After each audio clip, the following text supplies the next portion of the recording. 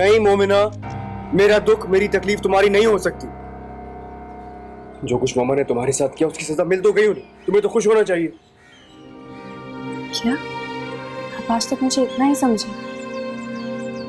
बस आपने मुझे इतनी ऊंचाई से नीचे फेंका यार, हम कि मेरे पास तो अल्फाज भी खत्म। अरे मुझे नहीं चाहिए किसी की हमदर्दी, नहीं चाहिए किसी की तसल्ली यार। तुम जाओ यहाँ से।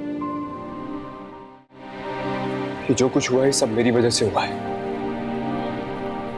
अगर मैं मामा की बात मान लेता तो आज वो यहाँ होती, मेरे पास होती।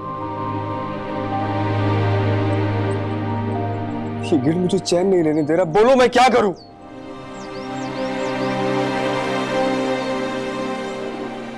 मैंने तो आपसे हमेशा कहा है कि माँ का रिश्ता सबसे बढ़कर होता है और सबसे पहले होता है।